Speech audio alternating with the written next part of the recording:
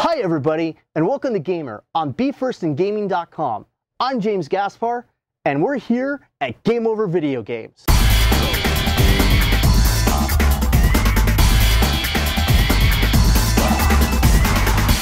Today we're talking with David Kalin of Game Over Video Games in Austin, Texas. David, welcome to the show. Thank you. Great to be here. I got to tell you, you have such a unique niche, and a lot of people forget about the vintage video game market, and you've really tapped onto that niche. We have. It's a big part of the gaming industry, and it's a growing part. Classic gaming is getting bigger every year. Awesome, awesome.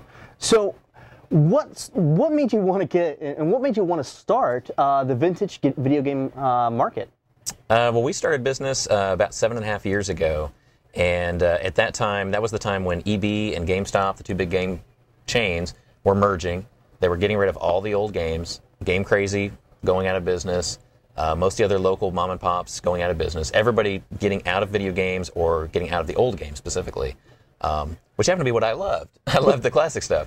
And it was a time in my life where I was wanting to start my own business, and I used to run actually an EB game store here in Austin, and just wanted to kind of break off and do my own thing. I said, you guys, you go that route and do all the new games and get rid of the old. I'm going to start up a store that specializes in the classic stuff. So we do retro games, we do classic game licensed merchandise, we do tournaments, we do special events, and everything that we do though caters to the old school crowd, the retro market. And so that keeps us, a distinct niche away from the GameStop, where they cater to the new gamers. All right, cool. It's so many people out there love these old games. I mean, our last episode we talked to Tommy Tellerico of Video Games Live, and he's a huge fan of the old video games. He's always talking about the old games that he's playing, and he features Super Mario Brothers and The Legend of Zelda. And even Pokemon, which is not that much. It's actually not that old, but when you go to think about it, man, the Pokemon franchise has been around for what, 10 years now? Yeah, Pokemon. I think longer than that. I think it's been more like 20 now. Holy cow! Pokemon started with the Game Boy Black and White games. Wow! And so that's.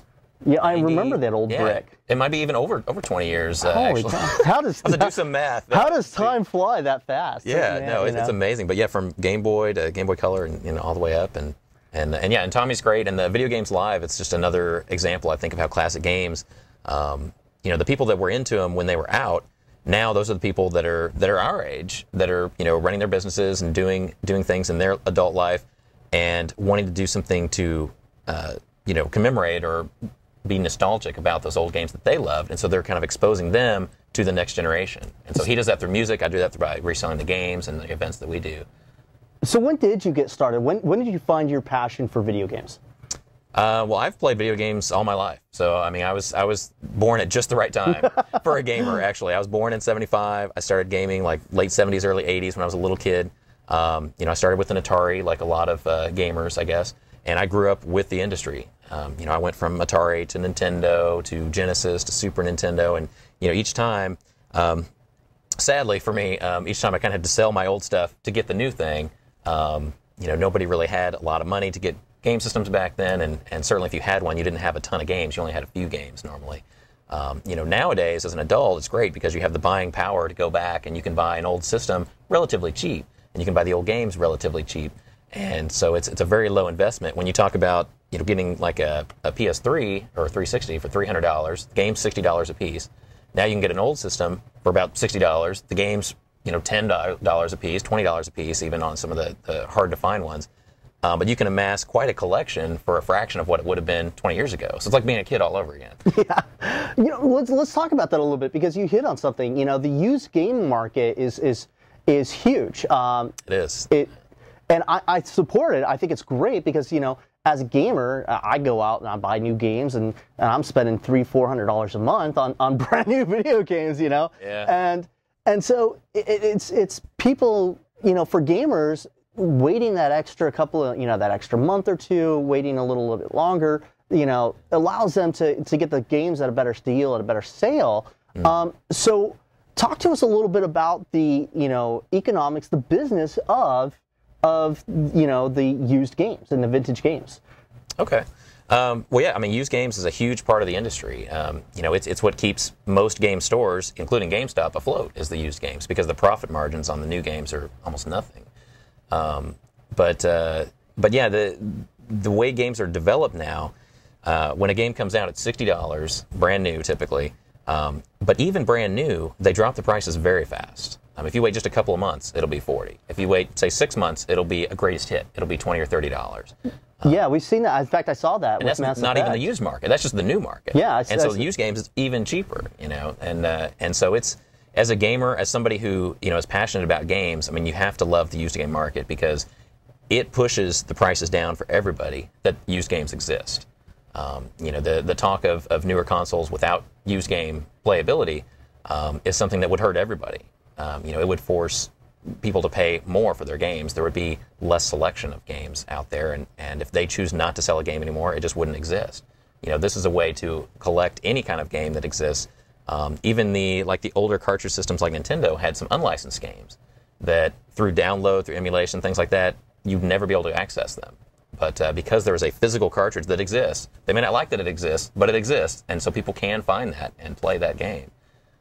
So there's a, you know, not just does it make it cheaper, but it also allows you to access much more games than the ones that they handpick for you for, you know, downloadable content and things like that. Okay, so, you know, the gamer who comes in and says, hey man, I just bought, you know, Dead Space 3 and I paid $60 for it, and he comes in and he gets, you know, whatever the margin is, say, you know, after 45 days he's only getting like $15 for his trade-in. Right. You know, explain a little bit of how that trade-in value comes in. Because a lot of people forget that there is a cost of business and the cost of keeping even the electricity on. So explain a little bit about that. You know, how do you calculate the margins and how much you're paying for used games? Okay. Well, I mean, it definitely depends on the title, of course. But just like I said earlier, I mean, if you have a game that's brand new for $60, and within, say, a month, 45 days, typically it's already down to $40. And then sometimes within 3 to 6 months, it's down to $20 or $30. And so, you know, from the buyer standpoint, from, you know, Game Over or any kind of video game store, you know, we look at it as, yeah, it was a $60 game the day it came out, but the day you took that plastic off, the value started going down. And, you know, for us to buy it, say, you know, 1 or 2 months down the road, we know what's happening in month 3 and 4, which is it's going even further down. And so it's a matter of, you know, how much can we pay for it, and knowing that we'll be able to turn it around for, you know, at least, you know, a percentage higher than that, you know, and still be profitable. So the time value of money is tough to calculate. The you know, which games are going to be, you know, rare or collectible over time is sometimes hard to predict. Most games aren't. You know, most games, they go down in price, they never come back up. You know, some games like Mario games, you know, some of the Halo games, some of the more popular games, they start to fall, but then they kind of bottom out, and sometimes they even go back up and become collector's items. But, you know, for us, it's kind of like, you know, collecting, you know, stamps or coins or anything. I mean, anything collectible that you have to try and guess what it's going to be worth down the road, and still acknowledging, like you said, that you know, we're a business. We have rent, like we have to sell X number of games. We have to have X number of dollars coming in, or else we can't keep the lights on, keep the doors open, keep employees here. You know, all that stuff costs money. And so, you know, there's a definite high cost of doing a physical brick and mortar retail business. And the price of the used games, it's unpredictable at best. And at worst, it's this kind of thing that constantly depreciates. And so, you know, neither me nor you or anybody else wants to buy something that constantly depreciates and pay a lot of money for it. You try to hedge your bets and be like, well, we want to pay as much as we can. Like, we want to pay more than other game stores so that you come to us, and we feel like we do that. But at the same time, we can't pay you $40 or $50 for that $60 game, because it's already selling now for $40, and it'll only go down over time, and then we end up selling it at a loss. And that's, you know, no good for any business to sell at a loss. Yeah, so, you know, for gamers out there who are wondering why you're not getting as much for your trade-in, that's exactly why. You know, and to keep this market, this used video game market going, there has to be a little give and take there. I think the balance has actually found its way to being a good balance, regardless if you go to the higher end chain stores, or you come to the, you know, to Game Over. There is that balance there. I think Game Over, you really hit such a unique niche, because here you can actually find the old school Nintendo, which everybody is sought after. And you guys have some of the emulators. In fact, I've seen. We have, in terms of the consoles, yes. I mean, the emulators with the games, that part is not legal. You know, we don't take part in that at all. But the machines themselves, a lot of the old machines, the patents have expired, and so they make clone machines now. Those are legal. It's a device that plays, say, old Nintendo games or Super Nintendo games. We have combos that play Nintendo and Super Nintendo, or Nintendo, Super Nintendo, and Genesis, all in one machine, which is awesome. We have handhelds now for Nintendo and Super Nintendo. Which is awesome. Again, things we wish we had when we were kids. But now they're making them, and it's legal to make them, and they play the old games. They just can't call it a Nintendo, or they can't, use Mario on the box or anything like that. But those machines exist, and we sell them, and we love them. It's a great way to expose a new generation again to the classic games in a legal way. Emulation through downloading on your computer, downloading on your cell phone. The little apps that NES emulators, things like that. Those aren't legal. So, unfortunately, for us as a business, that's something we have to kind of compete against sometimes, because it's like in the early days of music downloads where, there's a lot of illegal stuff out there, and people don't understand necessarily that it's illegal until it gets more obvious and more pointed out to them that's what they're doing, and that stuff is definitely detrimental to the game market. Well, it's good that you guys have found where the legal lines are. And kind of are helping. You're helping actually go out and say, hey, keep the games alive, but do it legally. Do it in a way that actually helps the game community. I mean, nobody wants to hurt the game community. I don't think anybody really wants to.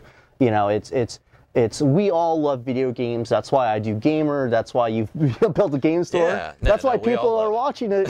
Watching this online. Is people love video games. I mean, and why not? Video games are great. I mean, yeah. Just like a good book, video games have taken me on adventures across galaxies, and they've taken me adventures to other worlds, and so many different, pieces of imagination and great fiction have come out of video games, and so it's just really nice to see that these games are kept alive through you guys. Yeah.